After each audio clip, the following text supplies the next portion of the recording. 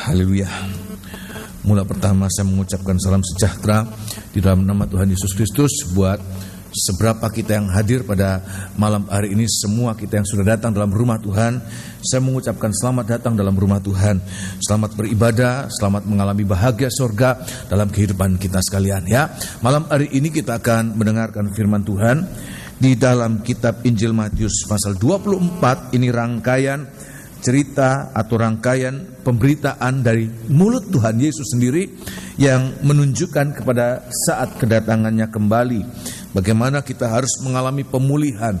Sebab kemudian penulis Kisah Rasul menuliskan bahwa dia akan tetap tinggal di surga. Sampai kapan dia akan datang kembali? Sampai pemulihan segala sesuatu itu terjadi. Dan biarlah hari-hari ini kita harus mengalami pemulihan ya. Sebagai suatu kilas balik, flashback, saya akan sampaikan secara garis besar apa yang harus kita mengalami pemulihan dalam kitab Injil Matius pasal 24 mulai ayat yang ke-27 dan 28. Ini hal pertama yang harus kita mengalami pemulihan, yaitu berbicara tentang perhatian kita supaya jangan kita sampai terlewatkan. Kalau kita tidak mengalami penyucian, maka kita akan mengalami benar-benar ketinggalan. Sebab apa? Digambarkan kedatangan Tuhan itu bagaikan kilat yang memancar. Kata kilat saja itu sudah menunjukkan kepada kecepatan, waktu yang singkat. Oleh sebab itu, seberapa waktu yang Tuhan berikan, manfaatkan sungguh-sungguh. Gunakan waktu itu. Orang yang bijak dan orang yang bodoh itu diperlihatkan bagaimana mereka memanfaatkan waktu. Orang yang bijak akan memanfaatkan setiap waktu. Baik itu orang bijak di dunia sana, waktu boleh menjadi bagaikan sesuatu kemampuan atau peluang untuk mendapatkan uang, mendapatkan kemampuan, pengetahuan, kekayaan dan lain sebagainya. Tetapi bagi kita, setiap waktu itu yang Tuhan berikan adalah kesempatan buat kita mendapatkan keselamatan.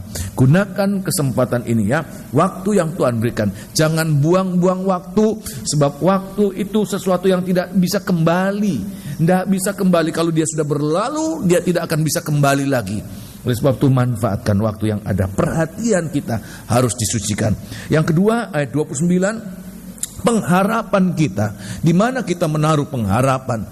Bulan, bintang, matahari, semua itu perkara-perkara yang tidak pernah tergoncangkan. Tapi Alkitab mengatakan nanti waktu dia datang, semua itu akan bergoncang. Kuasa-kuasa langit akan digoncangkan. Di mana kita menaruh pengharapan kita?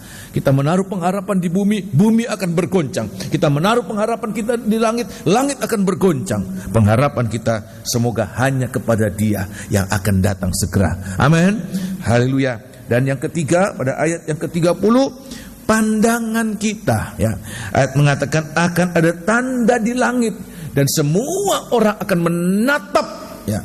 Tetapi orang-orang dunia akan meratap. Mereka menatap apa yang ditampilkan sebagai suatu display yang besar. Semua orang dari seluruh penjuru bumi akan memandang itu. Suatu tanda anak manusia datang. Semua akan melihat. Tetapi mereka memiliki suatu respon yang sangat bertolak belakang dari keadaannya. Alkitab mengatakan dia datang dalam kemuliaan, tetapi mereka memandang dengan ratap tangis. Kenapa? Sebab mereka tidak siap. Hari-hari ini mereka hanya memandang perkara-perkara bumi.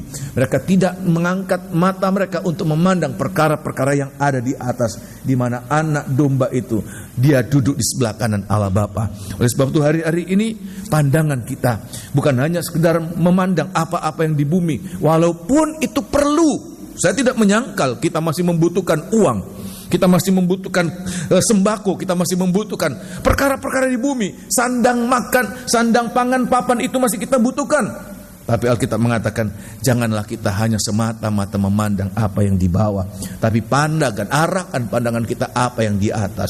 Sebab kalau kita mengarahkan pandangan kita pada apa yang di atas, supaya kita kemudian boleh mengalami keubahan.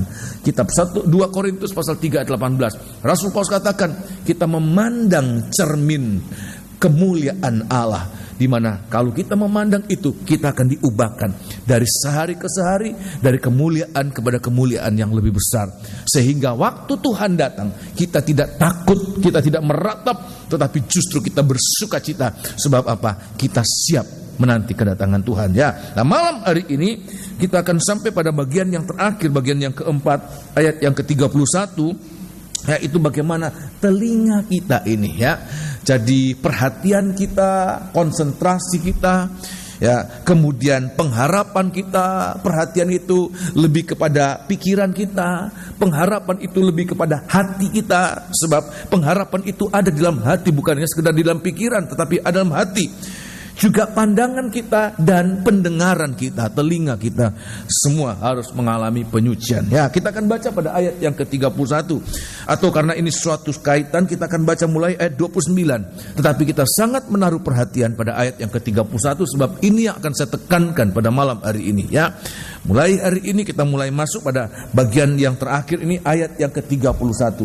Kitab Injil Matius pasal 24, Injil Matius 24 ayat yang ke-29 sampai ayat yang ke-31. Ya, sudah temukan dalam Alkitab masing-masing dan baca secara pribadi supaya sudah bisa melihat kaitannya, rangkaiannya, ya. Alkitab itu menulis begitu teratur, begitu sempurna, ya. Ayat 29, perhatikan. Sudah siksaan pada masa itu, matahari akan menjadi gelap dan bulan tidak bercahaya, ya, dan bintang-bintang akan berjatuhan dari langit. Bayangkan bintang bisa jatuh ke bumi ini, ya, bintang jatuh dari langit ke bumi, betapa hebatnya kegoncangan. Kalau saja hujan es itu sudah merusak kebun-kebun, rumah-rumah, mobil-mobil, hujan es sebesar kerikil, ya. Nanti Alkitab mengatakan nanti hujan es seberat 50 kilogram, 100 pon akan jatuh ke bumi. Kalau 100 pon 50 kilo itu jatuh menimpa dek ini bagaikan hujan, saya pikir ini akan roboh. Apalagi kalau yang menimpa bukan hanya es, bukan hanya batu es, tetapi bintang, itu akan menimpa bumi. Betapa hebat kegoncangan yang akan terjadi, ya. Dan itu Alkitab sudah nubuatkan, baik secara jasmani, terutama dalam pengertian rohani, ya. Teruskan. Dan kuasa-kuasa langit akan goncang. Pada waktu itu akan tampak tanda anak manusia di langit, dan semua bangsa di bumi, ya, akan meratap, ya. Dan mereka akan melihat anak manusia itu, ya, datang di atas awan-awan di langit, ya, dengan segala kekuasaan, dan kemuliaannya. Ayat 31. Dan ia akan menyuruh keluar malaikat-malaikatnya. Ya, dia akan mengirimkan malaikat-malaikatnya. Teruskan. Dengan meniup sangkakala yang dahsyat bunyinya. Dengan meniupkan sangkakala yang dahsyat bunyinya. Dan mereka akan mengumpulkan orang-orang pilihannya, ya, dari keempat penjuru bumi. Terus. Dari ujung langit yang satu, ya, ke ujung langit yang lain. Terima kasih. Siapa orang-orang pilihan yang bisa mendengarkan tiupan sangkakala yang begitu dahsyat, yang mengalami keobahan, yang akan mengalami suatu persekutuan, dikumpulkan dalam satu fellowship yang sangat besar. Siapa dia? Adalah orang-orang yang hari-hari ini boleh mengalami penyucian telinganya, pendengarannya. Kalau kita mengerti, mendengarkan apa-apa yang ditiupkan, maka kita akan mengalami hari demi hari. Pendengaran kita akan makin peka, sehingga kita makin mengerti apa isi, makna dari setiap tiupan sangkakala itu, dan kita mengalami hidup di dalamnya, di dalam kehendak Tuhan, dan kita siap menanti kedatangan Tuhan. Akan mengalami kuasa peniupan sangkakala itu, akan mengangkat kita bertemu dengan Dia di awan-awan. Sebagai ayat pembanding di dalam kitab 1 Korintus 15, oh haleluya, 1 Korintus 15, kita akan mengalami kuasa dari firman atau dari tiupan nafiri Allah itu yang akan membuat kita layak berjumpa, menyatu dengan Dia untuk selama-lamanya, ya. Ayat yang ke-51 ini ayat-ayat pembanding untuk kita bisa mengerti inilah nafiri Allah yang akan ditiupkan. Ayat 51, sesungguhnya aku menyatakan kepadamu suatu rahasia. Ya, Kita tidak akan mati semuanya, perhatikan, tetapi kita semuanya akan diubah. kita akan diubahkan. Ini kuasa yang mengubahkan kita. Semua kita akan diubah. Teruskan. Dalam sekejap mata, Dalam sekejap mata. pada waktu bunyi nafiri yang terakhir. Ya, Sebab nafiri akan berbunyi, nah, dan orang-orang mati akan dibangkitkan hebat kuasa itu, membangkitkan orang-orang mati. Teruskan. dalam keadaan yang tidak dapat binasa. Ya. Dan kita semua Ya. akan diubah. Terima kasih. Satu ayat lagi. 1 Tesalonika pasal yang keempat. 1 Tesalonika pasal yang keempat ini ayat-ayat yang ada kaitan dengan apa yang kita baca ya. 1 Tesalonika pasal yang keempat. Haleluya. Pada ayat yang ke-16 langsung kita akan baca pada ayat yang ke-16 ya. Sebab pada waktu tanda diberi, Pada waktu tanda diberi, jadi kedatangan Tuhan kedua kali itu ada tanda. Gongnya itu apa? Ayat mengatakan nafiri Allah akan ditiupkan. Itu sebagai gong datangnya Dia. Ya, ayat sebab pada waktu tanda diberi, yaitu apa? yaitu pada waktu penghulu malaikat berseru, Nah, dan sangkakala Allah berbunyi, dan sangkakala Allah berbunyi. Teruskan. maka Tuhan sendiri akan turun dari surga, Ya. dan mereka yang mati dalam Kristus Nah. akan lebih dahulu bangkit. Ya. Sesudah itu, kita yang hidup, yang masih tinggal, akan diangkat bersama-sama dengan mereka dalam Ya. awan, Ya. menyongsong Tuhan di angkasa. Menyongsong Tuhan di angkasa. Demikianlah kita akan selama-lamanya Ya. bersama-sama dengan Tuhan. Terus, Karena itu, hiburkanlah seorang akan yang lain dengan perkataan-perkataan ini. terima kasih. Ini suatu kekuatan, ini suatu pengharapan yang harus kita pegang hari-hari ini. Supaya apapun keadaan kita sekarang, jangan putus asa saat kita mengalami banyak pencobaan, banyak penderitaan, banyak hal-hal yang membuat kita harus banyak menahan sakit. Tetapi juga kita tidak terlena saat kita diberkati. Sebab semua itu, Rasul Paulus katakan, itu sifatnya sementara. Penderitaan itu sementara, kesenangan itu sementara. Tetapi apa yang kekal, dimulai pada saat Dia datang kembali. Kalau Dia datang kembali, penderitaan itu akan menjadi kekal buat orang-orang yang layak menerima penderitaan. Tetapi kemuliaan, sukacita, kebahagiaan itu kekal buat orang-orang yang layak menerima itu. Oleh sebab itu, di mana kita akan mengalami kekekalan itu ditentukan sekarang ini dalam waktu yang singkat, bagaikan sekejap mata. Hidup manusia itu hanya bagaikan sekejap mata saja. Ya, dan kita gunakan waktu yang singkat itu. Jangan sia-siakan waktu hidup manusia hanya satu kali.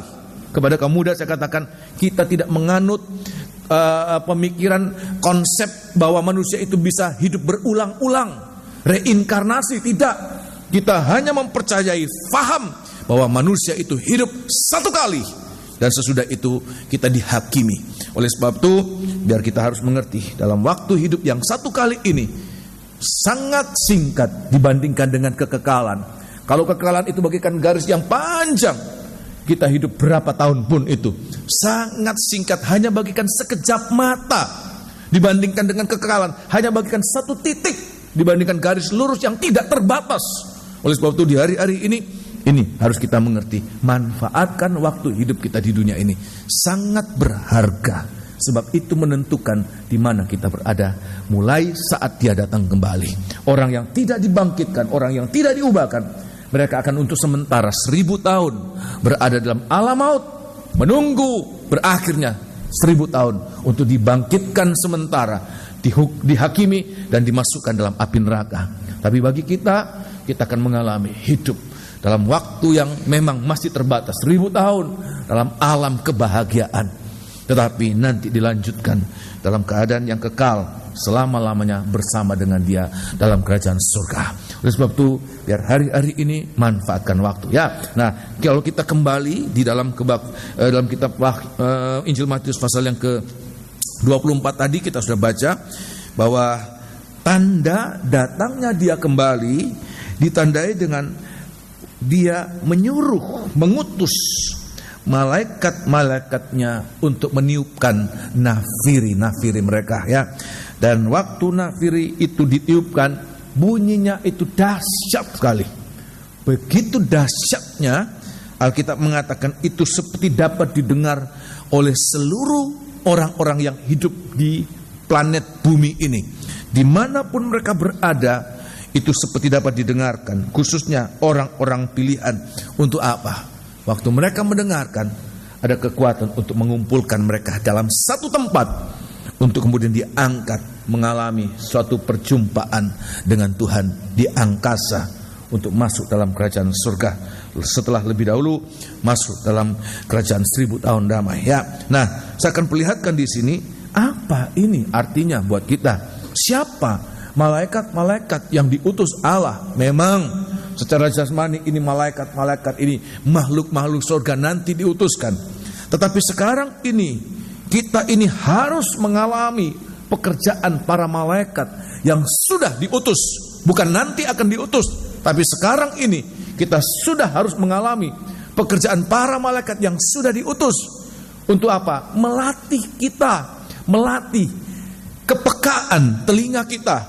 Supaya apa? Saat malaikat-malaikat itu meniupkan sangkakalanya, maka kita juga boleh mengalami kuasa itu. Sekarang ini ya ujiannya, apakah kita mengalami, kita tertarik untuk mendengarkan dan kita peka. Kalau tidak, maka kita juga tidak akan mengalami kuasa. Ya, dalam peniupan sangkakala itu, kalau orang itu tetap ada, masih hidup waktu Tuhan datang, dia juga tidak akan mengalami keobahan. Kalau dia mati, walaupun nafiri Allah itu sudah ditiupkan, dia juga tidak akan mengalami kebangkitan. Sepertinya bukan malah nafiri itu tidak berkuasa, tetapi orang itu tidak terlatih untuk memanfaatkan apa yang Tuhan berikan. Telinga kita kepada kaum muda, saya katakan Sabtu yang lalu, telinga yang Tuhan berikan ini bisa mendengarkan, manfaatkan. Jangan kemudian telinga ini rusak untuk masalah-masalah, untuk perkara-perkara yang tidak bermanfaat. Saya katakan kepada mereka, salah satu yang mengurangi kepekaan kita itu earphone, ya, yang sering kali dipakai. Kalau ditanya untuk apa kamu, cuma dengar lagu sampai ketiduran, dan itu keras sekali berbunyi di telinganya, tanpa dia sadar itu sangat-sangat berpengaruh negatif untuk telinga kita, ya. Padahal Tuhan menciptakan telinga kita bukan untuk dengar itu, tetapi Tuhan menciptakan telinga manusia khususnya sejak zaman Adam dan Hawa untuk mendengarkan suaranya siapa, saudara? Suaranya siapa, saudara? Suaranya Tuhan. Tuhan memberikan kita telinga khususnya bukan untuk mendengarkan ciup-ciup bunyi burung itu, bukan mendengarkan suara angin, bukan mendengarkan apa, apalagi untuk mendengarkan suara ular, bukan. Sebenarnya tujuan Tuhan menciptakan telinga adalah untuk mendengarkan suara Allah. Tuhan memakai telinga untuk Allah berkomunikasi, menyatakan kehendaknya kepada manusia. Tetapi manusia sudah salah menggunakan. Oleh sebab itu, biar hari-hari ini kita kembali pada kodrat penciptaan. Apa yang sudah rusak, kita kembali. Tuhan, telingaku sudah rusak, lebih peka mendengarkan gosip, lebih peka mendengarkan desau-desau apa peperangan itu, lebih peka mendengarkan apa-apa yang tidak baik, ya, suara-suara yang najis, suara-suara yang tidak baik, bisikan setan, daripada mendengarkan suaramu. Tapi biar kalau kita mendengarkan firman malam hari ini, untuk apa? Kita dikembalikan pada kodrat ilahi. Pada saat penciptaan, Tuhan menciptakan telinga manusia dengan satu tujuan, untuk mendengarkan suara siapa? Tuhan. Malam hari ini kita boleh mengalami. Amin, enggak sih? Ya, apa bagi kita malaikat-malaikat yang sekarang ini kita harus manfaatkan, nikmati untuk mengalami kuasa dari peniupan sangkakala itu, ya. Nah, malaikat yang dimaksudkan dengan dalam hal ini selain nanti malaikat yang akan mengumpulkan umat Tuhan, orang-orang pilihan, sekarang ini malaikat itu berbicara tentang hamba-hamba Tuhan yang ditempatkan oleh Tuhan untuk menggembalakan umatnya di seluruh penjuru angin, di seluruh penjuru dunia. Tuhan mengirimkan ada begitu hamba-hamba Tuhan, gembala-gembala sidang, itu bagaikan malaikat-malaikat jemaat. Kita akan baca di dalam kitab Wahyu pasal 2 dan pasal yang ketiga sebagai ayat pembanding, saudara, untuk sebagai pembuktian, supaya saudara tidak kemudian mengatakan, dari mana malaikat kok jadi gembala, ya? Gembala kok disamakan dengan malaikat, ya? Nah, kita akan lihat, ya, ayat yang ke 1 lebih dahulu. Ayat mengatakan, Tuhan katakan ada malaikat-malaikat dalam setiap jemaat Tuhan tempatkan hamba-hamba Tuhan untuk menggembalakan, memberi makan, dan untuk membimbing, mendidik jemaat Tuhan, umat Tuhan, untuk mempersiapkan mereka menyambut kedatangan Tuhan. Ada suara nafiri yang ditiupkan oleh para malaikat itu, ya. Ayat yang ke-1 lebih dahulu, perhatikan. Tuliskanlah kepada malaikat jemaat di Efesus. Inilah firman dari Dia yang memegang ketujuh bintang itu di tangan kanannya, dan berjalan di antara ketujuh kaki dian emas itu. Ayat yang ke-8, perhatikan, untuk yang kedua kali, ayat yang ke-8. Dan tuliskanlah kepada malaikat jemaat di Smyrna. Ayat yang ke-12, langsung ayat 12. Dan untuk ketiga tuliskanlah kali. kepada malaikat jemaat di Pergamus. Langsung ayat 18. Dan tuliskanlah kepada malaikat jemaat di Tiatira. Ayat pasal yang ketiga, ayat yang pertama, teruskan. Dan tuliskanlah kepada malaikat jemaat di Sardis. Ayat yang ke-7. Dan tuliskanlah kepada malaikat jemaat di Philadelphia. Ayat yang ke-14. Dan tuliskanlah kepada malaikat jemaat di Laodikia. Jadi kita lihat setiap jemaat, ada 7 jemaat di akhir zaman. Tuhan tempatkan ada orang-orang yang berjaga-jaga atas jemaat itu, atas kawanan domba itu, untuk memelihara mereka, untuk mempersiapkan mereka supaya mereka layak menyambut kedatangan Tuhan. Bukan malaikat itu bayangan kita, ya. Malaikat itu punya sayap, ya. Tiap jemaat Tuhan tempatkan ada makhluk surga. Nggak perlu itu, ya. Nggak perlu itu. Cukup manusia biasa. Tetapi manusia biasa yang mengemban misi dari Tuhan. Untuk apa? Ditempatkan khusus untuk menjadi utusan Allah. Setiap perkataan yang dia sampaikan bukan dari dirinya sendiri, tapi itu merupakan perkataan yang dari Tuhan. Malaikat itu, ya, itu adalah utusan-utusan Allah yang diutuskan dalam setiap jemaat, supaya jemaat boleh seperti ada komunikasi dengan Tuhan. Mereka boleh mendengarkan suara Allah lewat malaikat itu, tapi mereka juga boleh menyampaikan seruan mereka lewat doa para malaikat untuk disampaikan, merupakan doa penyautan untuk setiap kebutuhan, untuk setiap persoalan, pergumulan anak-anak Tuhan. Dan doa itu dinaikkan sampai ke telinga Tuhan, untuk Tuhan kemudian langsung menyatakan pertolongannya. Dan itulah yang harus kita mengerti dan alami hari-hari ini. Apa setiap malaikat, kalau kita baca dalam kitab Matius pasal yang ke-24, punya apa sah? Nafiri. Untuk apa? Nafiri itu bukan untuk hiasan. Biasanya kalau musikus itu, kalau dia peniup sangkakala, dia punya koleksi macam-macam sangkakala itu, macam-macam, ya. Tetapi tujuan utama bukan untuk menjadi koleksi, ya, bukan untuk menjadi hiasan. Ada nafiri untuk tiupkan. Nah, apa itu nafiri yang ditiupkan? Menghasilkan bunyi. Bahkan ayat mengatakan bunyi itu dahsyat sekali. Tetapi hebatnya, walaupun bunyi itu dahsyat, tidak memecahkan gendang telinga ini, tetapi berkuasa untuk mengubahkan. Nah, nafiri Allah itu tidak lain berbicara tentang firman Allah. Firman yang ditiupkan oleh para malaikat itu tidak lain adalah firman penggembalaan. Inilah yang harus kita dengarkan hari-hari ini. Kita asah kepekaan telinga kita, supaya apa? Nanti pada saat Dia datang kembali, kita juga boleh mengalami kuasa yang sama, yang lebih besar, yang lebih sempurna itu akan mengubahkan kita menjadi sempurna. Saudara demikian, amin. Itu yang akan mengubahkan kita menjadi sempurna. Nah, malam hari ini saya sampaikan apa yang harus kita dengarkan, sebab sebagaimana juga perjalanan orang Israel, ya, mulai dari Gunung Sinai itu juga diarahkan, dikendalikan oleh tiupan nafiri Allah. Orang-orang Israel, bukan nafiri Allah, nafiri perak, sangkakala perak. Orang-orang Israel yang mendengarkan, mereka harus tahu, sebab nafiri itu ditiupkan dengan semboyan tertentu, dengan bunyi tertentu, dan itu harus dimengerti makna dari setiap nafiri itu. Ada kalanya nafiri itu hanya ditiupkan, sudah bisa baca dalam Bilangan pasal 10, ya. Ada saatnya nafiri itu hanya ditiupkan satu nafiri. Ada kalanya hanya dua nafiri ditiupkan bersama-sama. Ada kalanya ada semboyan-semboyan, seperti ada suatu lagu-lagu tertentu, semboyan-semboyan. Dan masing-masing itu, bunyi nafiri itu punya makna. Dan orang Israel harus menangkap itu. Sebab apa? Gerakan mereka itu dituntun, dibimbing oleh setiap bunyi nafiri itu. Seandainya mereka tidak faham karena tidak terlatih untuk mengerti, mungkin pada awalnya masih ada sedikit kekacauan ya.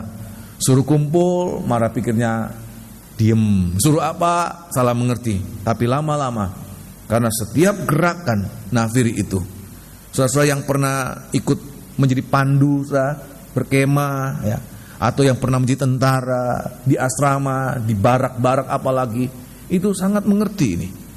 Gerakan pasukan itu seringkali juga diatur lewat tiupan nafiri Allah.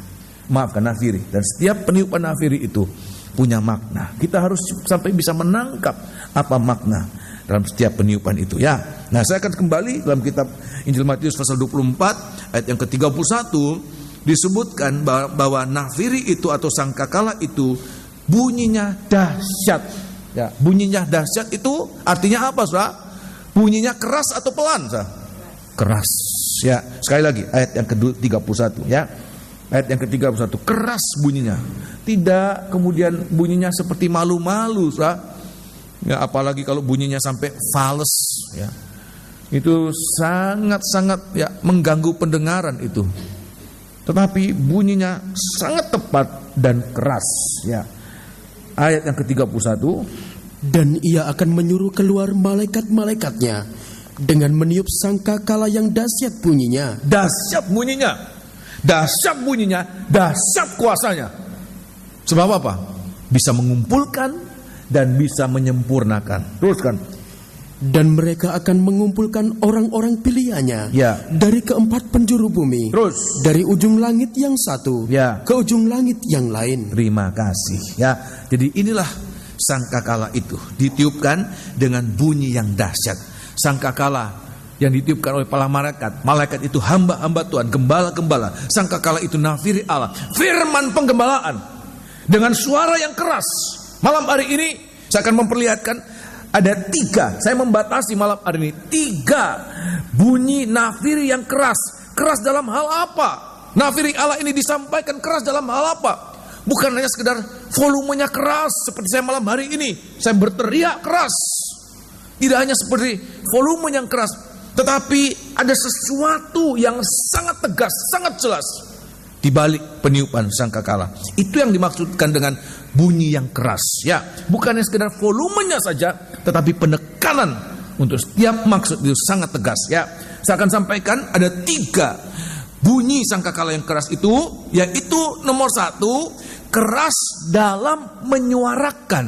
Ini perhatikan ini. Ini nafiri Allah yang akan harus kita perhatikan, alami kuasanya. Kita harus melatih diri ya. Yaitu apa? Nomor 1, keras dalam menyuarakan suara penyatuan tubuh Kristus.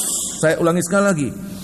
Sangkakala yang keras itu ya, bunyinya itu keras dalam hal apa? Keras pertama yaitu keras dalam menyuarakan penyatuan tubuh Kristus. Firman penggembalaan adalah firman yang berbicara atau menyuarakan tentang pembangunan tubuh Kristus. Dan inilah yang harus kita alami hari-hari ini.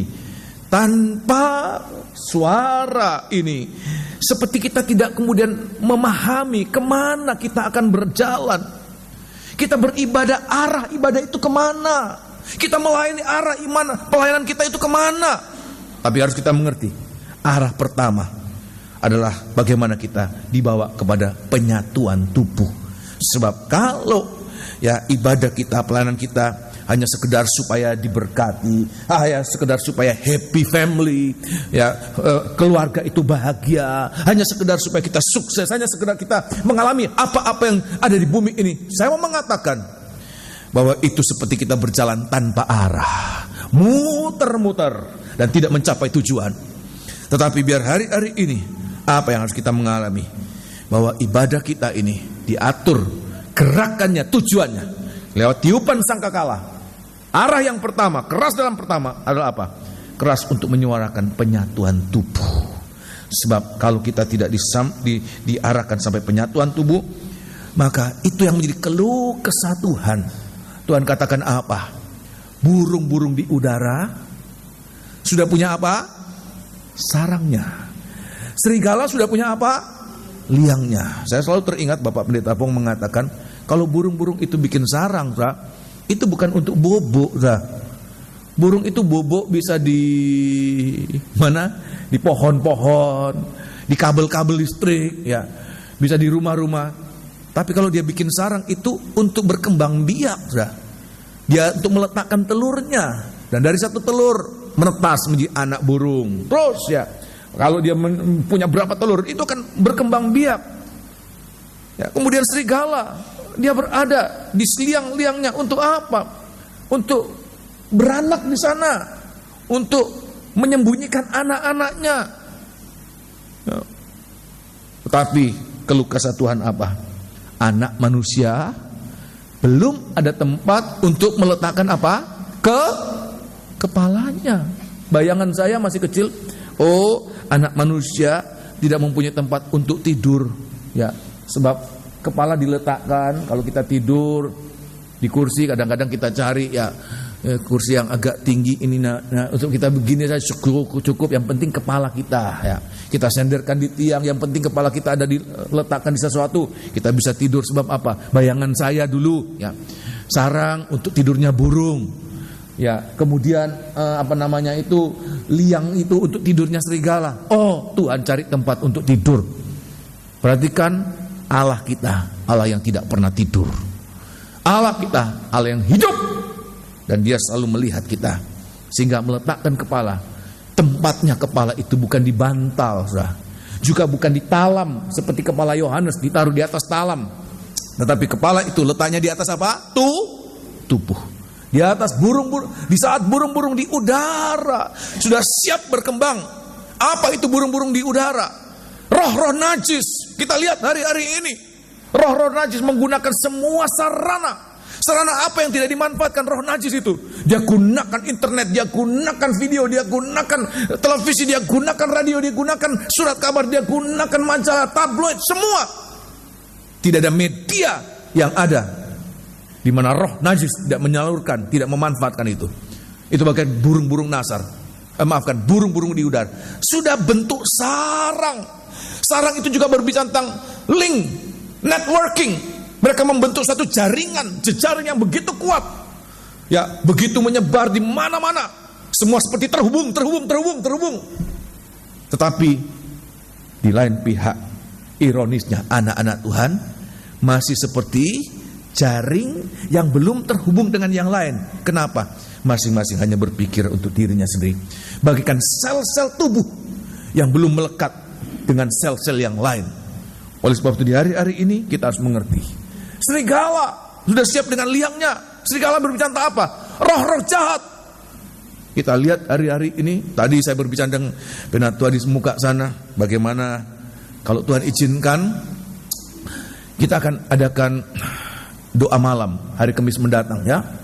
Memang saya hanya membatasi sampai jam 12 malam saja, ya. Tapi toh begitu ada sedikit kekhawatiran saya, sebab hari-hari ini kalau zaman dulu saya agak-agak nggak risau, walaupun Surabaya ini kota yang keras, tetapi saya keluar malam, kalaupun saya naik sepeda motor, saya tidak terlalu takut, ya, walaupun ada sedikit, ya. Tapi sekarang ini banyak begal, ya. Saya juga memikirkan bagaimana ini kalau pulang tengah malam, ya. Sebab roh-roh jahat ini sekarang hari-hari ini itu sedang seperti berkembang tanpa batas, ya. Kejahatan apa saja itu seperti tidak mengenal belas kasihan, begitu berkembang. Roh najis begitu berkembang, roh jahat itu begitu berkembang. Tapi ironisnya, gereja Tuhan itu seperti hanya sibuk dengan dirinya sendiri. Belum sampai pada saat Tuhan katakan kepala itu dia sudah ada tempat untuk diletakkan di atas tubuh. Tubuhnya belum terbentuk.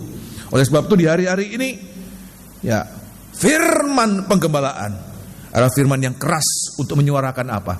Menyuarakan penyatuan. Ini harus kita alami. Mulai dari persekutuan yang terkecil, 2 orang menjadi satu. Apa itu, nikah. Dan justru hari-hari ini kita lihat nikah ini diganggu oleh roh jahat, diganggu oleh orang najis.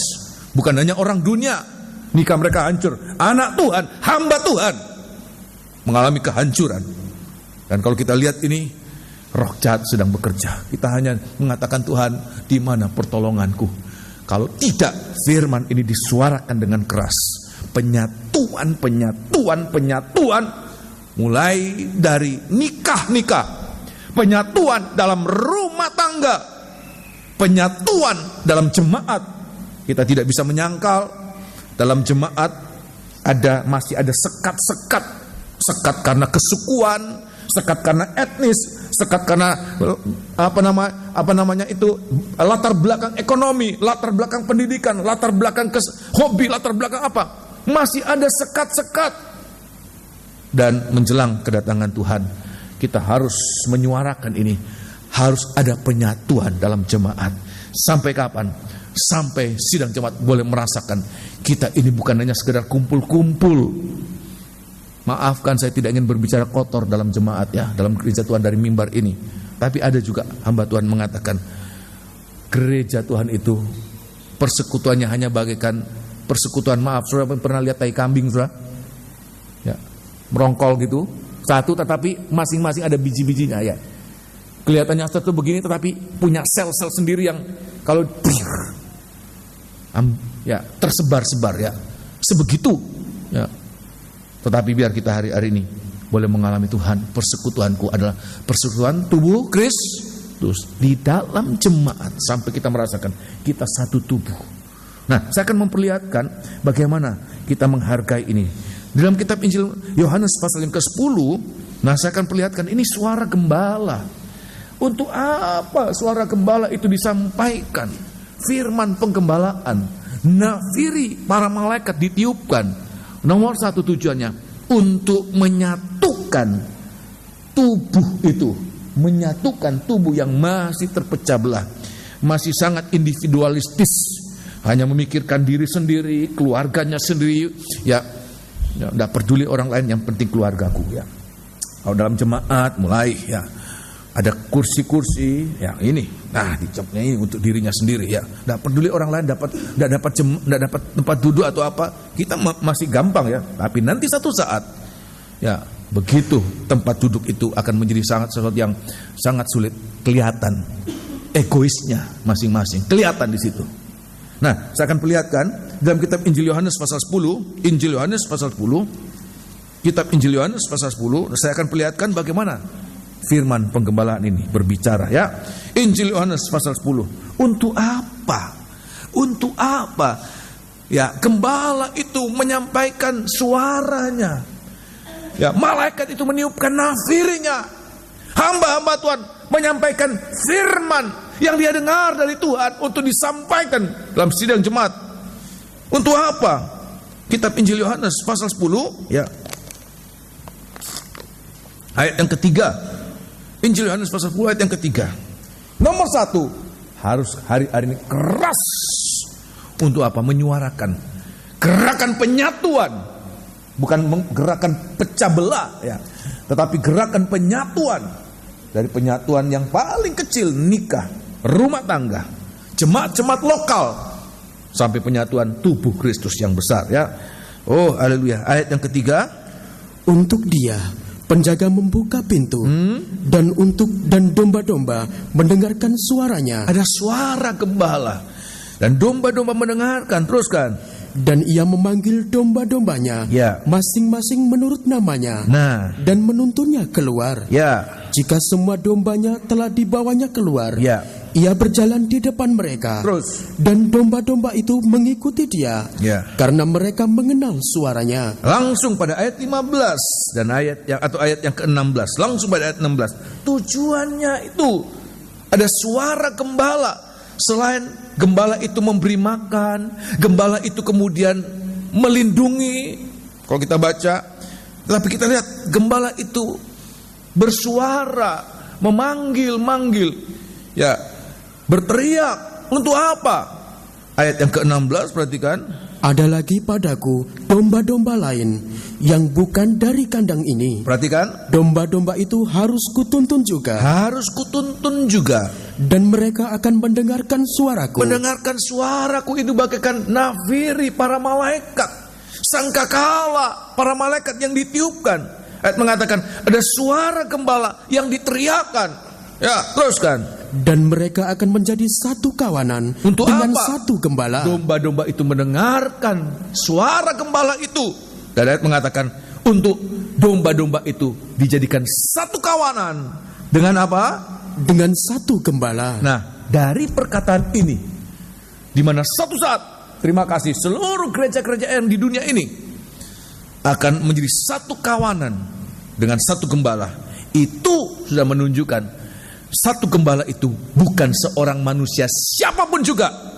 Tidak ada seorang hamba Tuhan sehebat apapun juga pemakaian Tuhan, dia dapat menggembalakan seluruh dunia. Tidak ada.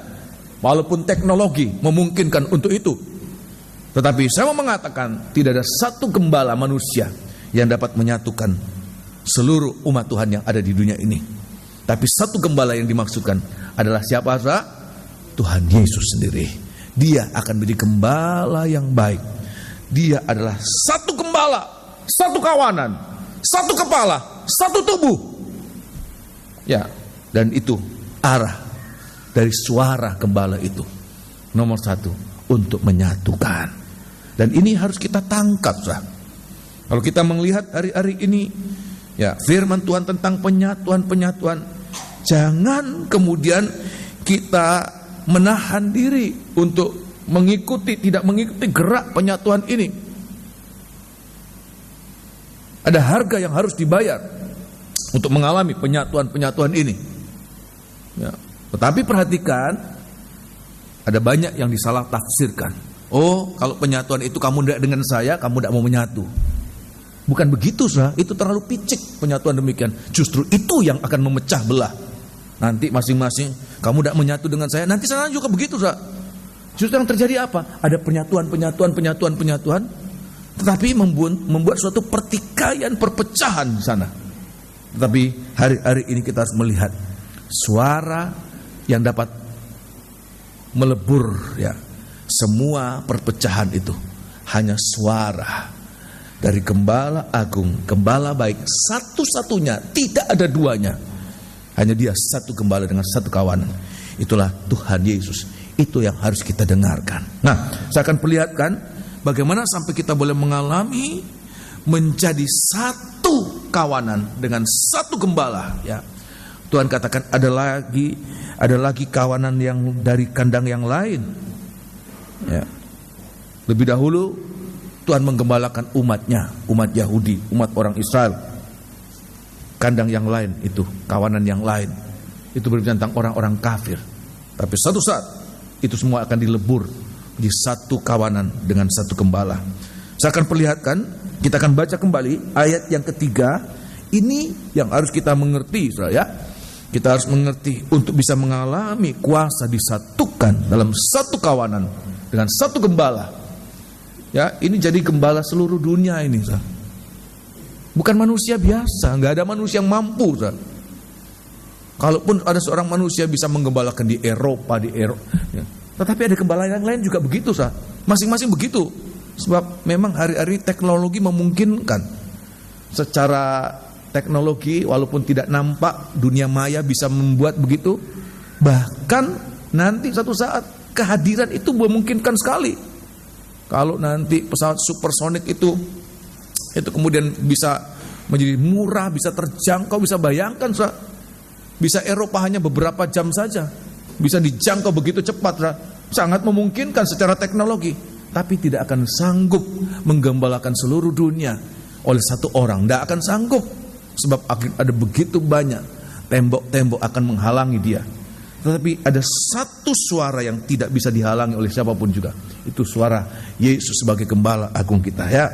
Nah, kita akan lihat ayat yang ketiga lebih dahulu. Di sini kita akan mengalami ini ayat yang ketiga. Untuk dia penjaga membuka pintu dan domba-domba mendengarkan suaranya. Ya. Dan ia memanggil domba-dombanya masing-masing menurut namanya dan menuntunnya keluar. Terima kasih. Yang pertama, bagaimana kita akan mengalami penyatuan?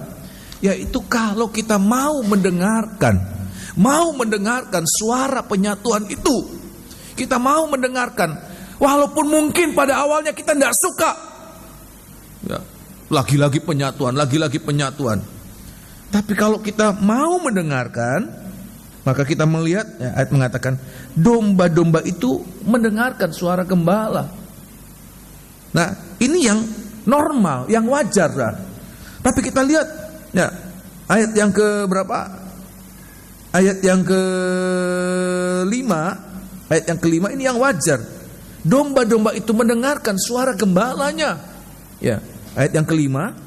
Tetapi seorang asing, ada orang asing, ini bukan gembala, yang mungkin juga bersuara. Bisa saja dia menirukan suara gembala itu. Saya teringat masih kecil, ada tetangga kami juga anaknya banyak, begitu banyaknya dia kalau manggil enggak pakai nama dia enggak manggil nama, dia cukup bersiul, tapi masing-masing siulan itu punya arti ya. Nomor 1 siulannya begini, nomor 2 siulannya begini. Teman saya nakal, dia sudah hafal, oh manggil ini begini caranya. Dia siul gini, dia teriak, ya apa, kenapa papi? Atau papi ya, orang sana Belanda-Belandaan ya. Ada apa pi? Enggak, saya enggak panggil kamu ya.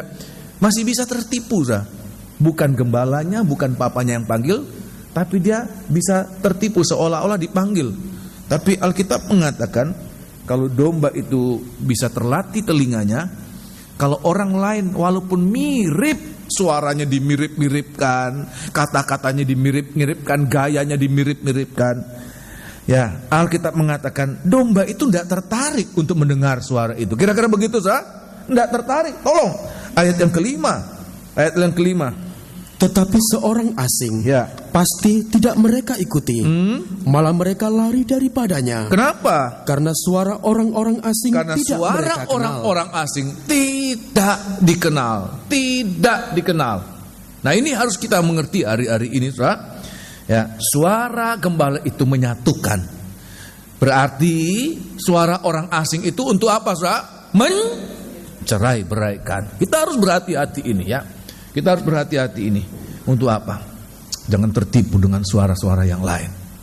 Sebab kalau kita tertipu, ayat mengatakan orang-orang asing itu bukan untuk memelihara, tapi domba yang tertipu mendengarkan dan mengikuti suara asing itu.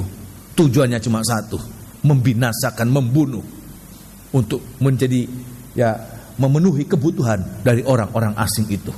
Oleh sebab itu di hari-hari kita harus mohon, Tuhan, saya ini bodoh. Ya, kadang-kadang saya tidak mengerti Tuhan, mana yang benar, mana yang salah, yang palsu, yang saya tidak berani mengatakan ini palsu, ini saya bodoh Tuhan. Tapi satu perkara, kalau kita kemudian ada hati yang murni, kita katakan, Tuhan, saya ingin mendengarkan suaramu Tuhan, perdengarkan suaramu. Kerinduan itu, perhatikan, kerinduan itu yang kita naikkan dalam doa itu pasti akan dijawab oleh Tuhan. Tuhan akan memperdengarkan setiap kebaktian, setiap saat kita boleh mendengarkan bahwa itu perkataan yang dari Tuhan. Sampai saya demikian, amin. Satu ayat tolong baca. Kita harus nomor 1, rindu mendengarkan suara gembala itu ya. Efesus pasal yang ke-6. Saya sudah sering membaca ini, tetapi saya akan bacakan buat kita kali ini ya. Dalam kaitan dengan suara gembala, supaya kita tidak tertarik dengan suara asing. Ya, orang asing yang bukan untuk menggembalakan, bukan untuk memelihara, tetapi untuk membinasakan, mencuri, membinasakan dan membunuh itu ya. Ayat yang ke 19 atau 18 ya.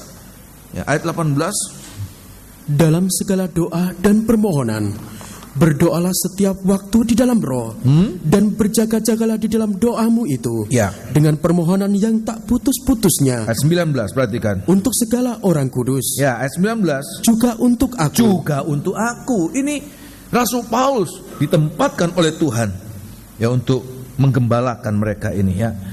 Juga termasuk orang-orang Filipi ya. Ada beberapa jemaat ya. di mana Rasul Paulus ini merasa terbeban untuk memelihara mereka. Dari dekat, dari jauh lewat surat-suratnya. Ayat yang ke-19 perhatikan. Juga untuk aku, Ya. supaya kepadaku, Ya. jika aku membuka mulutku, Supaya waktu aku membuka mulutku, perhatikan, dikaruniakan perkataan yang benar. bukan perkataanku sendiri, tapi perkataan Gembala Agung itu. Aku ini hanya alat, Rasul Paulus katakan. Untuk apa? Menyuarakan suara Gembala Agung itu. Ya. Mulutku ini hanya instrumen, hanya sarana, hanya fasilitas saja untuk menyuarakan suara Gembala itu. Ya, teruskan. Jika aku membuka mulutku, Ya. dikaruniakan perkataan yang benar, Terus. agar dengan keberanian Nah. aku memberitakan rahasia Injil, Ya. yang kulayani sebagai utusan yang dipenjarakan. Ya. Berdoalah Ya. supaya dengan keberanian aku menyatakannya, Ya. sebagaimana seharusnya aku berbicara. Oleh sebab itu biar ini kemudian ada menjadi kerinduan saudara-saudara jemaat, ya. Supaya apa? Jemaat juga berdoa untuk kami, supaya jangan kami ini kemudian menyalahgunakan mulut ini, justru dipakai oleh pribadi yang lain untuk membicarakan, menyampaikan berita perpecahan. Tapi biar mulut ini, Rasul Paulus katakan, hanya dikaruniakan perkataan yang benar. Gembala Agung itu kerinduan satu-satunya adalah supaya domba-dombanya itu menjadi apa? Satu kawanan, menyatu dalam satu kawanan. Oleh sebab itu biar ini kita nomor satu, ada kerinduan untuk mendengar domba-domba itu mendengar suara. Ya, nomor satu, kalau ada kerinduan mendengar dan terus mendengar. Pada ayat yang keempat, apa yang terjadi, saudara? Ayat yang keempat, Kitab Injil Yohanes pasal 10 ayat yang keempat, kita akan dibawa dari satu langkah, seperti kita dibimbing oleh suara Gembala itu. Ya, suara Gembala itu menuntun kita dalam langkah-langkah hidup kita ini, sampai satu saat menjadi satu kawanan. Luar biasa. Saudara bisa membayangkan seluruh dunia ini dengan gereja yang bermacam-macam ini, satu saat akan berkumpul di satu tempat, menjadi satu kawanan, di mana gembalanya satu. Tuhan Yesus akan turun dari surga. Dia kepala, dia gembala, dia mempelai pria surga, turun atas satu kawanan ini, ya. Ayat yang keempat, perhatikan. Jika semua dombanya Ya. telah dibawanya keluar, Nah, ia berjalan di depan mereka, Ya. dan domba-domba itu mengikuti dia, terus. karena mereka mengenal suaranya. Ya. Ya, yang kedua, selain kemudian dia mendengar, yang kedua mengenal. Kenapa bisa mengenal? Sebab terlatih untuk apa? Mendengar. Hari-hari ini kalau kita nggak terlatih mendengar, nggak pernah mendengar, nggak pernah ada kerinduan untuk mendengar, bagaimana kita bisa mengenal, Pak? Mendengar saja pun enggak, bagaimana kita bisa mengenal? Untuk bisa mengenal itu dibutuhkan frekuensi yang banyak. Seorang montir yang terlatih telinganya mendengarkan bunyi mesin, oh ini rusaknya di sini, oh ini rusaknya di sini, hanya dari mendengarkan. Kenapa bisa begitu tajam, Saudara? Karena tiap saat dia mendengar, tiap saat. Oh kalau bunyi begini, sehernya. Oh bunyi gini, ininya. Oh bunyi gini, ininya ini. Kenapa, Saudara? Terlatih mendengarkan. Oleh sebab itu di hari-hari ini kita mulai juga. Dalam setiap saat kita mendengarkan, ada kerinduan, kita latih kepekaan kita. Sampai seperti kita bisa mendengarkan, sampai kita bisa mengenal stylenya, tekanannya, apanya itu suara gembala begitu khusus, khas, yang tidak dapat ditiru oleh siapapun juga. Hanya gembala itu yang dapat berbicara demikian. Ya. Dan kalau sudah mengenal, Alkitab mengatakan apa? Lanjut dari mengenal apa? Mengikuti. Ini ya, mengikuti. Sekali lagi ayat yang keempat. Ya. Jika semua dombanya telah dibawanya keluar, Ya. ia berjalan di depan mereka. Perhatikan. Dan domba-domba itu Dan mengikuti domba-domba mengikuti dia karena mereka mengenal suaranya. Jadi kita lihat di sini, perhatikan ini penting. Apa, siapa yang harus kita ikuti? Perhatikan, terutama bukan manusianya. Perhatikan, Kami hamba-hamba Tuhan ini hanya gembala kecil ya. Jadi bukan kemudian harus begitu ada jemaat-jemaat yang begitu fanatik dengan gembalanya. Ya, semuanya cara-caranya, batuknya ya enggak gininya, semuanya ditiru. Enggak harus dah. Tapi apa yang harus kita ikuti? Gembala agung ya. Gembala agung itu yang harus kita ikuti. Kenapa? Kita dengar, kita kenal suaranya, dan kita ikuti apanya? Jejaknya. Jejaknya itu persis seperti suaranya. Saya membaca ini, saya langsung merasakan, oh kurang Tuhan, banyak kekurangan. Kalau dia ngomong tentang ini, saya lihat ya, suara gembala itu persis seperti dengan langkahnya. Kalau dia berbicara tentang kebenaran, maka langkahnya langkah kebenaran. Kalau dia berbicara tentang kesucian, langkah hidupnya langkah kesucian. Kalau dia berbicara tentang pengorbanan, langkah hidupnya pengorbanan. Kalau dia berbicara tentang penyatuan, langkah hidupnya tentang penyatuan. Antara suara dan langkah hidupnya itu begitu selaras. Ya, suaranya penyatuan, prakteknya langkahnya perpecahan. Suaranya penyucian, prakteknya hidup dalam kenajisan. Bingung ya. Saya sering kali ya, kalau saya mengikuti seseorang duduk di muka untuk membawa kemana orang itu, kadang-kadang saya bingung saya. Kanan ya, kanan harus begini ya, kanan tapi saya ngomong sini, kanan. Sopirnya jadi bingung, mana Pak, kanan atau gini saya? Ya, kiri tapi ngomongnya kanan saya. Antara suara dan langkah ya, tunjukannya beda. Kita harus berbeda, itu harus perhatikan hari-hari ini Tuhan. Kita mohon Tuhan, doakan kami, doakan para hamba-hamba Tuhan, supaya apa? Hari-hari ini kami juga bisa mencontoh gembala agung. Ini yang harus kita lihat. Suara dan langkahnya enggak ada distorsi sama sekali, benar-benar selaras.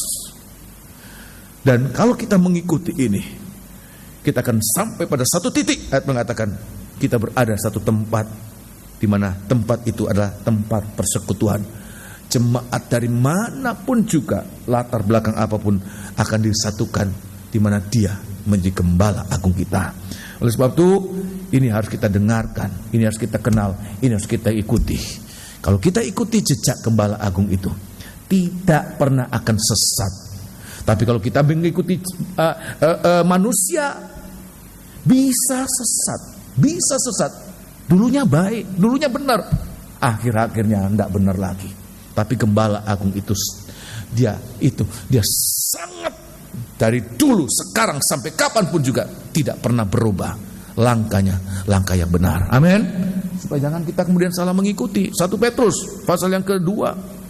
1 Petrus, doakan kami supaya kami juga bisa mengikuti jejak gembala agung itu ya. 1 Petrus pasal yang kedua. 1 Petrus pasal yang kedua, ayat yang ke-24 dan 25, atau langsung pada ayat yang ke-25. Ya ini, kalau kita mendengarkan, kita mengenal, dan kita mengikuti, kita tidak pernah akan sesat. Jangan takut sesatnya. Kalau kita ada kerinduan, Tuhan, saya ingin mendengarkan suara gembala, Tuhan pasti akan memberikan firman-Nya yang benar. Walaupun saya katakan, saya ini bodoh om, saya ini bodoh bro, saya tidak tahu kalau orang katakan ini makanan yang benar, ini firman yang benar. Walaupun itu sesat, saya tidak bisa bedakan. Pada awalnya mungkin kita begitu. Tapi kalau kita hati kita murni, kita katakan Tuhan, saya ingin mendengarkan suara yang benar, maka saya sangat percaya Tuhan tidak akan membiarkan orang yang polos ingin mendengarkan suara yang benar kemudian disesatkan oleh suara-suara yang lain. Seperti demikian, amin. Ya, dalam kebodohan kita Tuhan akan berikan. Lama-lama kita mengenal, terlatih, kita bisa membedakan ini suaranya lain, ini suara yang benar, dan kita akan ditarik untuk mengikuti langkah-langkah hidupnya ya. Ayat yang ke-25, perhatikan. Sebab dahulu kamu sesat seperti domba ya, tetapi sekarang kamu telah kembali kepada gembala dan pemelihara jiwamu. Sekali lagi ayat 25. Sebab dahulu kamu sesat seperti domba. Kenapa kita sesat? Sebab kita melihat pandangan yang lain, sebab kita mendengar suara yang lain, sebab kita mengikuti suara hati kita, pikiran kita, dan kita sesat. Tapi kalau hari-hari ini kita hanya Tuhan, saya hanya mau mendengarkan suaramu, hanya mau melihat langkah kakimu, jejakmu Tuhan. Maka kita lihat ayat mengatakan, dahulu kita sesat, tapi sekarang tidak lagi. Kenapa? Kita mengikuti jejak dari Gembala Agung. Itulah firman penggembalaan. Suara gembala meniup nafiri para malaikat. Ya, untuk apa? Bersuara keras tentang penyatuan. Sebab dahulu kita sesat seperti domba, tetapi sekarang kamu telah kembali kepada Gembala dan pemelihara jiwamu. Terima kasih. Gembala Agung itu, dia tidak rela satupun anak domba itu kemudian harus menjadi mangsa orang asing. Tapi dia akan membela kita. Dalam ketidaktahuan kita, tidak mengertian kita, dia akan nyatakan sampai satu saat, asal kita mau, kita akan lihat kita dibawa dalam satu penggembalaan, dalam satu, di mana satu saat kita menjadi satu kawanan, di mana dia adalah gembala kita. Sudah bisa percaya demikian, amin? Haleluya. Ya, jadi suara yang harus kita dengar hari-hari ini, berita tentang penyatuan. Ini firman penggembalaan, ya. Kalau tidak ada berita tentang penyatuan, maka itu bukan firman penggembalaan. Firman penggembalaan berbicara tentang penyatuan. Nomor 2 apa? Keras dalam apa? Menyuarakan tentang penyucian. Ini firman penggembalaan. Suaranya keras. Keras dalam apa? Menyuarakan tentang penyucian. Bukan kompromi toleran. Kalau saya mau mengatakan, hari-hari ini ada banyak yang begitu kompromi toleran. Sebab apa? Pikirnya kalau keras-keras nanti merotoli jemaat, nanti tidak ada yang mau. Memang begitu. Nabi Yesaya mengatakan, Tuhan, siapa yang mau mendengarkan pemberitaan kami? Kepada siapa firman ini akan disampaikan? Tidak ada yang mau dengar. Tapi kita lihat, nah, di dalam kitab Injil 2 Timotius pasal yang keempat, mendekat dengan kedatangan Tuhan, suara ini harus keras diperdengarkan. 2 Timotius pasal yang keempat, suratan 2 Timotius pasal yang keempat, ayat yang pertama, ayat yang kedua, ya. Ayat yang pertama, ayat yang kedua. Kita lihat, ada suara gembala untuk menyatukan, ada suara orang asing untuk menyesatkan. Perhatikan, selalu saja ada yang mau menyabot pekerjaan dari Gembala Agung itu, ya. Ayat yang pertama, perhatikan. Di hadapan Allah dan Kristus Yesus, yang akan menghakimi orang yang hidup dan yang mati. Perhatikan. Aku berpesan dengan sungguh-sungguh kepadamu, demi penyataannya, dan demi kerajaannya. Pernyataannya itu juga selain pengungkapan revelation, ya, tetapi juga pernyataannya juga berbicara tentang kedatangannya. Dia menyatakan dirinya. Ayat yang kedua, perhatikan. Beritakanlah firman. Beritakanlah firman. Siap sedialah. Baik atau tidak baik waktunya. Nah, ini kenapa? Sebab waktunya sudah dekat. Kedatangannya sudah dekat. Perhatikan, tidak bisa lagi kita memilih-milih waktu. Tuhan katakan, mau waktu baik, mau waktu tidak baik, beritakan firman Allah. Sebab apa? Sudah sangat urgen. Waktu kita sangat urgen. Ya. Teruskan. Nyatakanlah apa yang salah. Nyatakan apa yang salah. Tegurlah. Tegurlah. Dan nasihatilah. Nasihatilah. Dengan segala kesabaran dan pengajaran. Kenapa? Ayat yang ketiga, perhatikan. Karena akan datang waktunya. Orang tidak dapat lagi menerima ajaran sehat. Nah, teruskan. Tetapi mereka akan mengumpulkan guru-guru menurut kehendaknya untuk memuaskan keinginan telinganya. Terus mereka akan memalingkan telinganya dari kebenaran dan membukanya bagi dongeng. Tetapi ayat yang kelima, Rasul Paulus katakan kepada Timotius, apa itu? Tetapi kuasailah dirimu dalam segala hal. Dalam segala hal, jangan tergoda. Jangan tergoda. Teruskan apa? Sabarlah menderita. Lakukanlah pekerjaan pemberita Injil. Terus. Dan tunaikanlah tugas pelayananmu. Seringkali dalam sistem penggembalaan di mana menyampaikan suara keras. Keras yang kedua apa? Menyampaikan tentang penyucian. Seringkali tidak disukai. Alkitab mengatakan, dan waktunya bagaimana orang-orang tidak suka firman penyucian. Lebih suka suara atau pemberitaan yang hanya apa? Menyenangkan apa? Telinga. Tuhan katakan mereka tidak suka makanan yang sehat, ajaran yang sehat. Saya pernah katakan, Orang lebih suka apa? Makanan yang enak atau makanan yang sehat lah? Makanan yang enak atau makanan yang sehat lah? Makanan yang enak, walaupun tidak sehat. Sebab banyak kali makanan yang sehat tidak terlalu enak, tidak terlalu enak. Tapi makanan yang enak itu seringkali makanan itu tidak menyehatkan. Tetapi justru itu yang disukai orang-orang pada akhir zaman. Kenapa? Sebab mengikuti selera, ya. Oh, jangan lama-lama. Oh, jangan ngomong-ngomong tentang hal-hal yang kemudian membuat orang-orang tersinggung. Kenapa? Ada sesuatu yang tidak benar. Sebab memang itu logikanya begitu. Kalau ada sesuatu yang tidak benar, ya, itu kalau disenggol itu sangat-sangat tidak suka. Saya pernah satu saat, banyak kali saya waktu kecil sering kali bisulan saya. Kalau saya bisul saya, orang lewat di situ, aduh, rasanya belum kena masih 1 meter, aduh jangan. Apalagi kalau ada orang lari-lari di situ, rasanya sudah kena. Apalagi anak-anak kecil situ, ada bisul di sini, mereka lari-lari situ, belum kena rasanya sudah kena. Apalagi kalau nyenggol, apalagi kalau timpa, waduh, bisa muram mati rasanya. Itulah perumpamaan tentang firman penggembalaan, firman penyucian. Kita lihat pada ayat yang kedua sekali lagi. Apa? Bentuknya seperti apa ayat mengatakan itu, ya. Tidak kompromi, tidak toleran untuk segala sesuatu yang tidak benar. Enggak apa-apa. Yang penting kamu, ya, enggak apa-apa. Semua digasak enggak apa-apa, Saudara. Enggak apa-apa. Berulang-ulang saya katakan, lama-lama jadi apa, Saudara? Jadi apa-apa. Tapi sudah enggak bisa berubah lagi, Saudara. Kasep. Oh, enggak apa-apa. Semua enggak apa-apa, Saudara. Kalau sudah kemudian terlambat, baru nyesal. Kok dari dulu bilang enggak apa-apa. Sekarang baru apa-apa. Coba dari dulu, biasanya kita begitu, Saudara. Ya, kalau dikasih tahu yang ini, aduh jangan. Nah, kita lihat ayat yang kedua, perhatikan.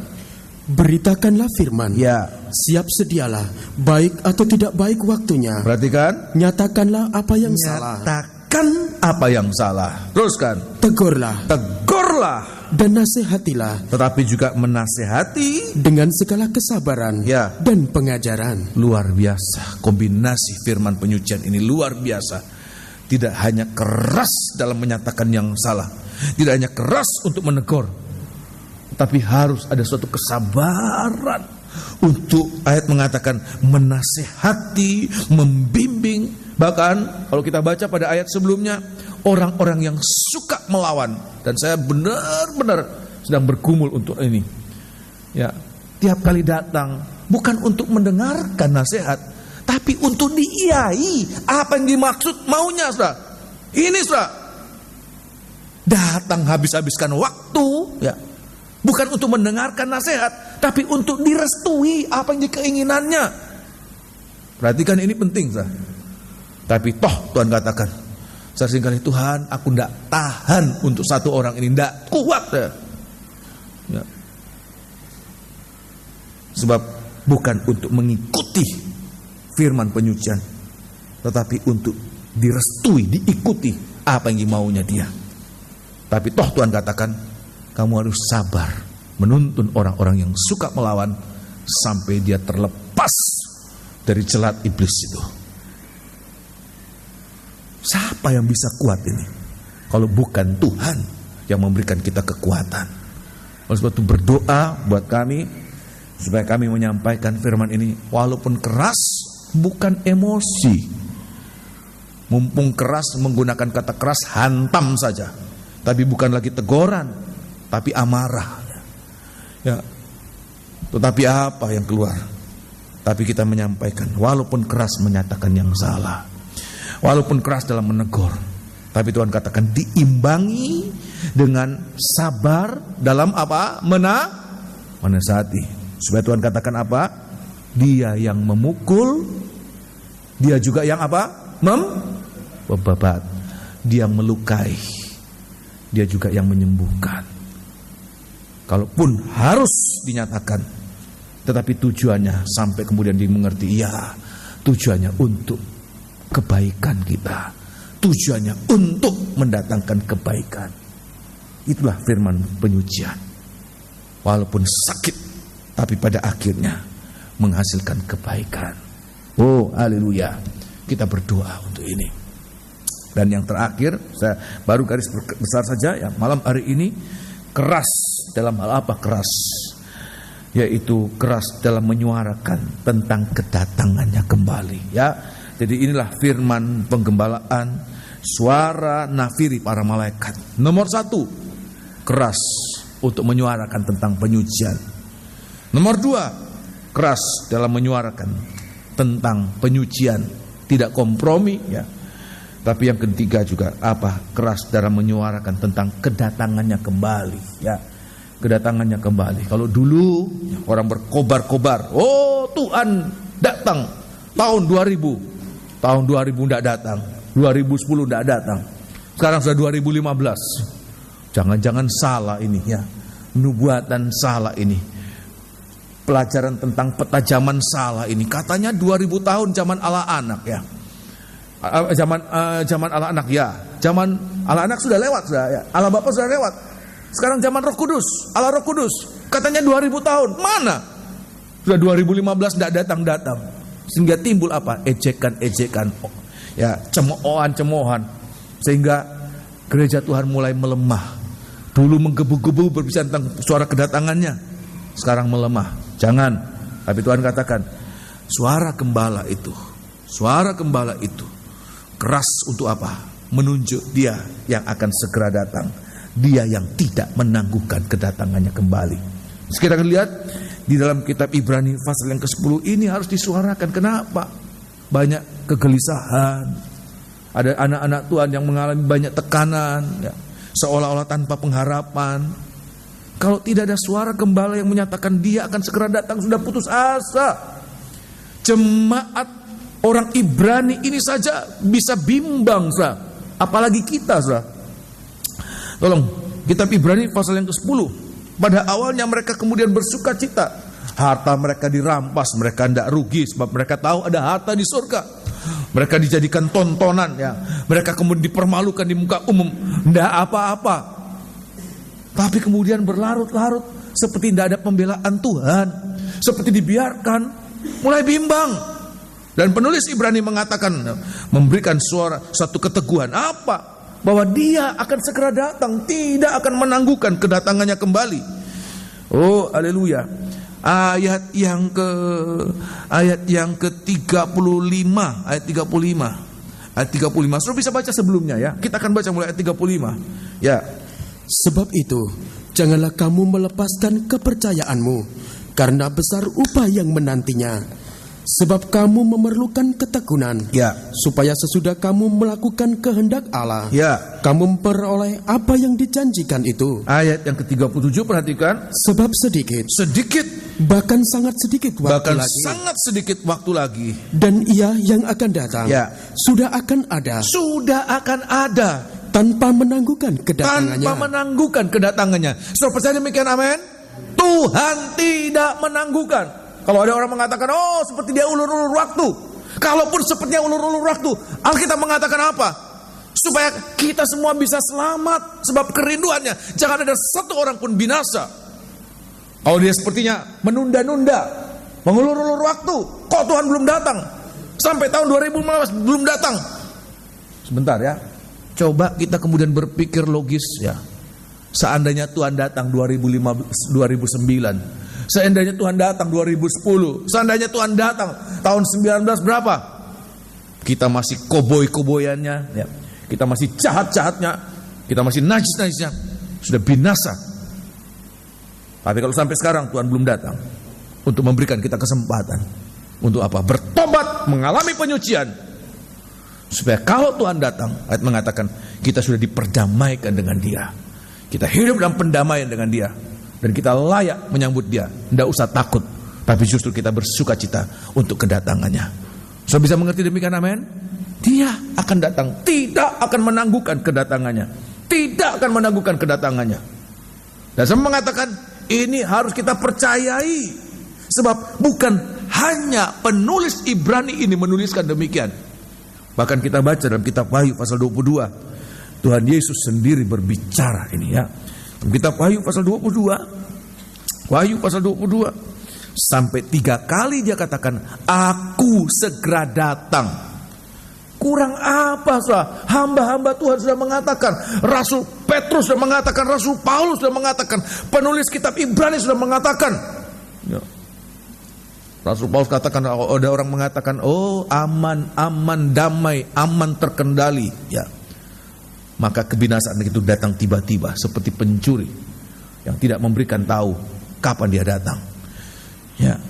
Rasul Petrus mengatakan juga demikian. Bagaimana hari-hari ini langit jagat raya ini kan habis dalam nyala api. Tapi kalau ada orang-orang yang merindukan dan mempercepat kedatangan Tuhan, supaya kita mendapatkan tempat pemeliharaan ya. Bahkan Tuhan Yesus sendiri berbicara yang didengarkan oleh Rasul Yohanes dalam satu penglihatan ya. Ayat yang ke-7, perhatikan. Ayat yang ke-6 lebih dahulu ya. Lalu ia berkata kepadaku, ya, perkataan-perkataan ini tepat dan benar ya. Dan Tuhan Allah yang memberi roh kepada para nabi ya, telah mengutus malaikatnya untuk menunjukkan kepada hamba-hambanya ya, apa yang harus segera terjadi. Perhatikan ini, hamba-hamba Tuhan sudah berbicara, nabi-nabi sudah berbicara, malaikat-malaikat sudah berbicara. Malaikat-malaikat jemaat itu hamba-hamba Tuhan, nggak kurang-kurang dari mimbar ini, dari jemaat-jemaat lain di mana-mana berbicara tentang kedatangan sudah dekat, kedatangan Tuhan sudah dekat.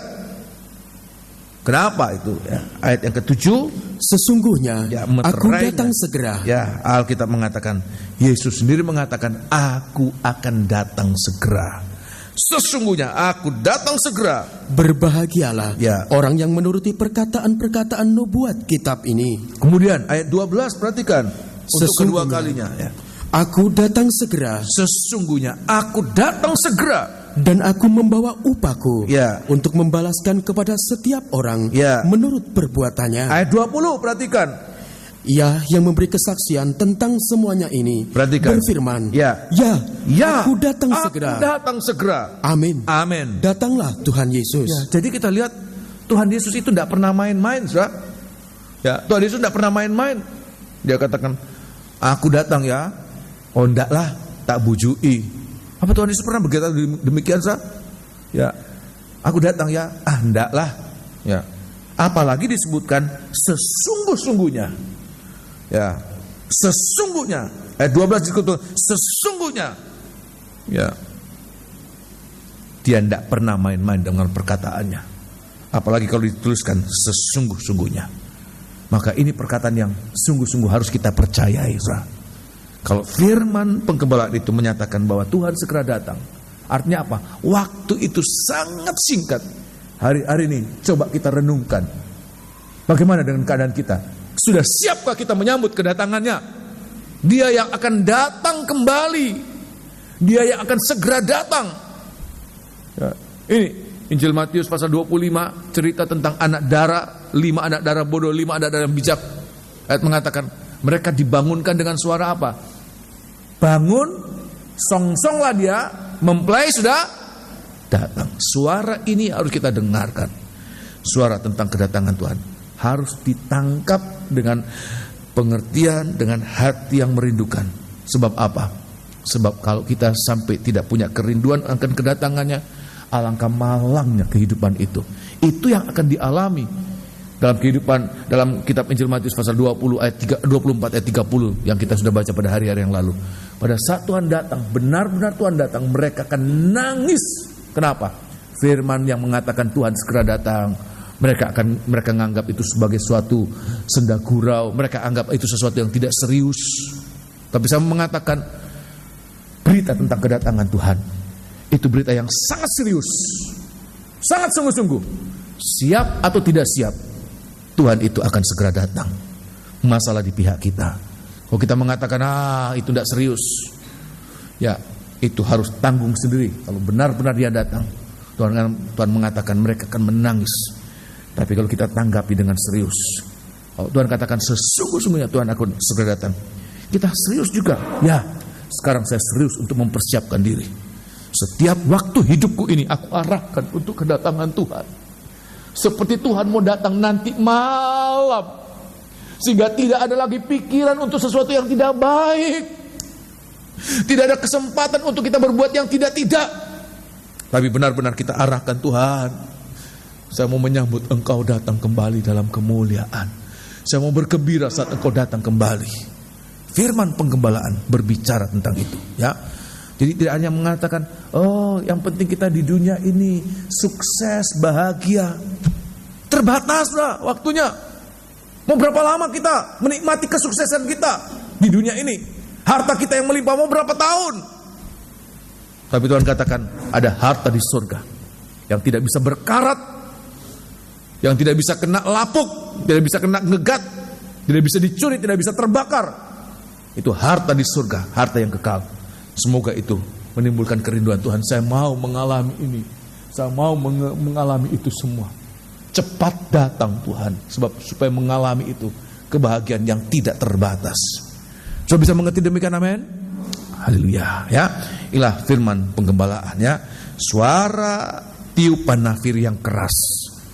Keras nomor 1 menyuarakan tentang penyatuan.